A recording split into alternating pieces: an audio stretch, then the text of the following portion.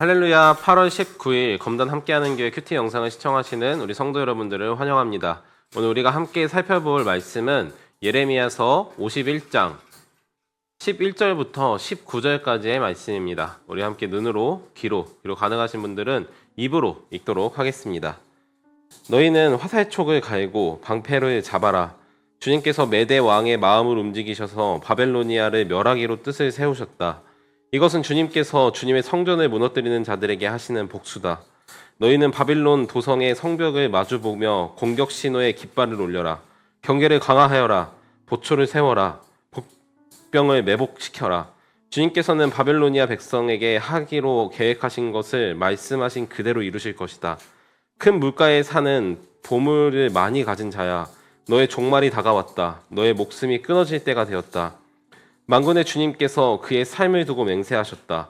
내가 메뚜기 때처럼 많은 군대로 너를 공격할 것이니 그들이 너를 이겨 승리의 환호를 할 것이다. 권능으로 땅을 만드시고 지혜로 땅덩어리를 고정시키시고 명철로 하늘을 펼치신 분은 주님이시다. 주님께서 호령을 하시면 하늘에서 물이 출렁이고 땅 끝에서 먹구름이 올라온다. 주님은 번개를 일으켜 비를 내리시며 바람 창고에서 바람을 내보내신다. 사람은 누구나 어리석고 무식하다. 금속을 부어서 만든 신상들은 거짓이요 그것들 속에는 생명이 없으니 은장이들은 자기들이 만든 신상 때문에 모두 수치를 당하고야 만다. 금속을 부어서 만든 신상들은 속임수요 그것들에는 생명이 없으니 그것들은 허황된 것이요 조롱거리에 지나지 않아서 벌 받을 때에 모두 멸망할 수밖에 없다. 그러나 야곱의 분기시신 주님은 그것들과는 전혀 다르시다.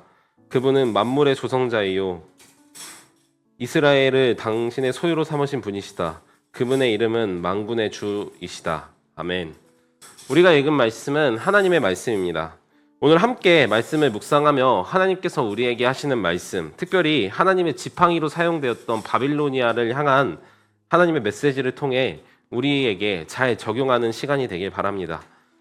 우리가 이제껏 살펴보았던 것처럼 하나님께서는 바빌로니아라는 나라를 통해 BC 500여 년까지 고대 근동 지방을 확 하고 쓸어버리기로 작정하셨고 그것이 이루어지는 것을 우리가 예레미야서를 살펴보며 확인했습니다.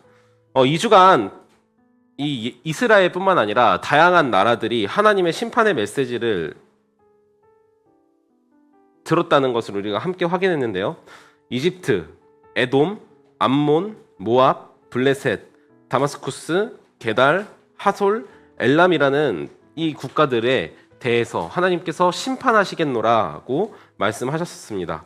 그런데 여기서 그 심판의 도구가 무엇이냐면 바로 이스라엘이 아닌 이 바빌로니아의 강력한 군사력이었습니다.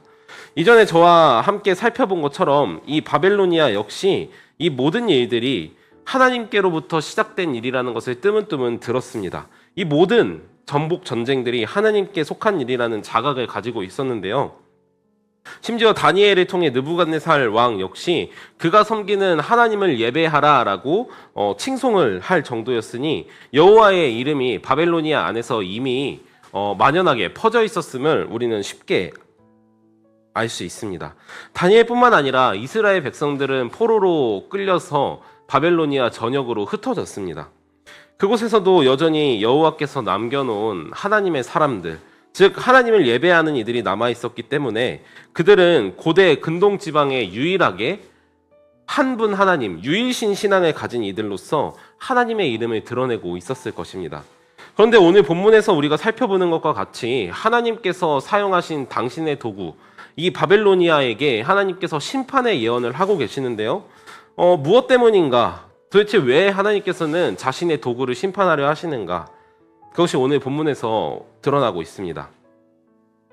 먼저 11절 말씀에 주님의 성전을 무너뜨리는 자들에 대한 복수, 13절에 보물을 많이 가진 자에 대한 심판, 17절에 금속을 부어 신상을 만든 것, 이 모든 것들이 이 세 가지의 주요 원인이 이들이 하나님의 심판을 받게 되는 중요한 이유임을 성경은 이야기하고 있습니다. 하나님께서 바벨로니아를 통해 이스라엘 백성들, 누구죠? 바로 하나님의 자녀들을 징계하시고 그들 징계하신 그 이유는 다시금 하나님 아버지께로 돌아와 하나님을 잘 섬기게 하려고 하시는 것이었습니다. 하나님께서 이스라엘에게 품으신 분노, 바라신 분노는 영원한 것이 아니라 한시적인 것이었던 거죠. 70년이라는 시간 동안 이스라엘 속에 있는 뿌리 깊은 우상 숭배를 제거하시고 그들에게 혹사당했던 이스라엘이 전역에 있는 땅들에게 휴식기를 주시며 무엇보다 하나님께서 그들의 마음 가운데 여호와를 찾고 싶어 하는 마음, 말씀을 주시는 시간으로서의 70년. 이 70년에는 의미가 들어있는데 하나님께서 이 세상을 창조하시는 7일, 완성의 7일과 가득 찾다라는 의미를 가진 10을 조합하여서 모든 것을 완성하는 완벽한 시간으로서 70년을 포로로 끌려가게 하셨습니다. 그리고 이 역할을 맡은 나라가 바로 바빌로니아였던 것이죠. 그런데 바빌로니아는 이 모든 것이 하나님의 계획이고 하나님의 뜻이라는 것을 알고 있었지만 뜨문뜨문 들었지만 그것을 실제라고 생각하지 않았고 또 깨달으려조차 하지 않고 오히려 자신들의 힘과 능력으로 이 모든 것들을 해냈다라고 착각하고 있었습니다. 그래서 오늘 본문에서와 같이 마르둑의 신상을 만들고 그를 예배했죠. 이들에게 능력을 주시고 전쟁에서 승리하게 하시니가 바로 마르둑이라고 생각하고 그를 예배했던 것입니다. 하지만 그렇지 않았죠. 이 모든 것을 이루신 것은 바로 오늘 말씀 마지막에 나오는 만군의 주 하나님이셨습니다. 이에 대해 다양한 선지자들, 다니엘을 포함한 몇몇 선지자들이 나서서 그들에게 이와 같은 일들, 마르둑과 같은 신상을 섬기지 말고 돈을 벌기 위해서 은과 금을 모으기 위해서 다른 민족들을 착취하지 말라고 촉구했지만 그들의 말들은 대부분 무시당했습니다. 그리고 그 결과가 바로 오늘의 예언이고 이후 메데와 바사, 우리가 잘 알고 있는 고레스와 같은 페르시아 왕이 등장해서 바빌로니아를 완전히 무너뜨리고 맙니다. 오늘 본문 속에서 하나님께서 다시 한번 그들에게 말씀하고 계시는 거죠. 오늘 본문 15절부터 19절의 말씀에 앞선 예레미야 15절부터 19절의 말씀은 예레미야서 10장 12절부터 16절과 평행을 이루는 본문인데 이때 당시 이스라엘 백성들이 하나님께 대하여 하고 있었던 죄악들을 돌이키라. 왜냐하면 나는 만군의 주, 만물의 조성자, 세상의 만물의 이치를 인도하는 자라는 것을 하나님께서 말씀하시며 이스라엘에게 회개를 촉구했던 것처럼 바빌로니아에게도 동일하게 말씀하고 계신 것입니다. 바빌로니아라는 나라는 자신의 땅을 넓히기 위해서 부단히 애썼습니다. 그리고 부국강병하게 하기 위해서 다양한 정책들도 펼쳤습니다. 그러나 이 모든 것이 자신의 노력에 의한 성과라고 생각하는 것은 그들의 가장 큰 오산이었습니다. 왜냐하면 오늘 본문에 나오는 것과 같이 이 모든 것은 그들에게서 난 어리석은 지혜가 아닌 바로 만물의 주인이신 하나님께로부터 나오는 지혜였기 때문입니다. 그들이 살아가는 돈과 우상은 모두 헛된 것으로 그 안에 생명이 없고 그들이 하나님과 같이 바빌로니아를 들어 사용할 수 없음을 이들은 깨닫지 못했던 것이죠. 우리는 이 세상을 살아가며 노력하고 애쓰고 힘써서 스스로 성공을 쟁취해야 한다라는 말을 흔히 듣곤 합니다. R&VD, 꿈을 상세하게 가지면 그것은 현실이 된다라는 공식, 말하는 대로 되는 세상, 긍정의 힘과 같은 것들이 바로 비슷한 부류들입니다. 물론 세상을 살아가면서 노력하지 않아도 하나님께서 모든 것을 선물로 주신다는 것은 잘못된 생각이고 그렇게 살기를 주님이 원하시지도 않으십니다. 그러나 우리에게 주어진 모든 것, 우리가 손에 쥐고 있는 이 모든 것은 나의 노력의 산물이며 내가 쟁취한 것이라는 착각에 빠져서는 안 됩니다. 왜냐하면 이 세상에 당연하게 주어지는 것은 단 하나도 없기 때문입니다. 하나님께서 우리에게 당연하게 주시는 것도 없습니다. 아침의 햇살과 밤의 잠과 보고 듣고 숨쉬고 느끼는 모든 것이 하나님께로부터 우리에게 주어지지 않으면 우리는 그 어떤 것도 누릴 수 없는 존재들입니다. 제가 참 좋아하는 문구가 있는데요. 우리가 당연하게 받아들였던 오늘 당연하게 일어났던 오늘 아침은 누군가에게 그토록 바랐던 내일이다 라는 말입니다. 흔히 우상을 이야기하면 절이나 구판에 있는 어떤 신상들을 떠올리며 나의 집에는 그런 것이 없고 나는 그들에게 절하지 않았고 나는 명절에 조상님들께 절하지 않기 때문에 나는 우상 숭배를 하지 않아 라고 생각하며 우상 숭배를 나와 먼 일이라 하고 생각하곤 하지만 나의 노력, 나의 열심, 내가 이룬 것들 역시 우리에게 우상이 될 수 있다는 것을 오늘 바빌로니아를 보면서 우리는 깨달아야 합니다. 오늘 본문 18절과 19절에서 하나님께서는 이런 모든 것을 꼬집으시며 너희가 섬기는 우상, 마르둑과 돈과 명예와 너희의 나라 이 모든 것은 허황된 것이고 멸망의 때에 심판의 때에 모두 다 사그러져 버릴 것이다.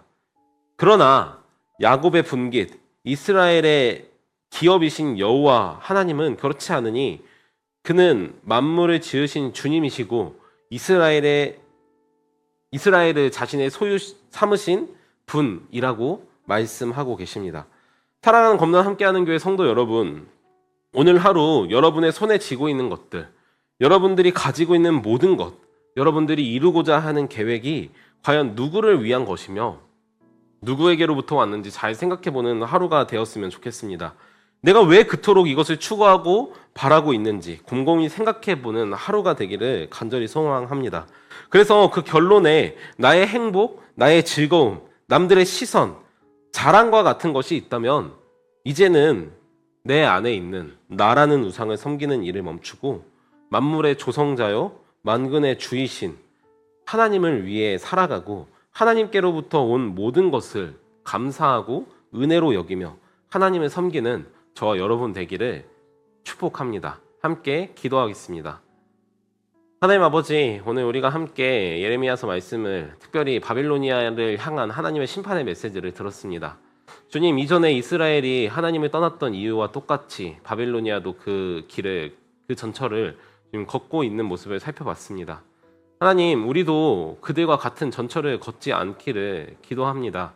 하나님, 우리가 우리의 노력, 우리가 이룬 어떤 성과 혹은 나 자신을 우상으로 삼지 않고 만물의 조성자여 만군의 주이신 우리의 분깃과 우리의 기업과 우리의 주인이신 하나님을 우리의 우상으로 섬기며 우리의 유일하신 왕으로 섬기며 살아가는 검단 함께하는 교회 모든 성도님들 다 되도록 주님께서 은혜를 베풀어 주시옵소서. 주님, 우리가 받은 오늘 하루, 이 시간, 그리고 우리가 오늘 내 손에 쥐고 있는 모든 것들이 하나님의 은혜임을 고백합니다. 주님, 이 모든 것들로 나 자신과 혹은 내 이웃을 섬기기 이전에 먼저 하나님을 섬기는, 아니 오직 하나님만을 섬기는 우리가 될 수 있도록 주님 도와주시옵소서. 예수님의 이름으로 기도합니다. 아멘.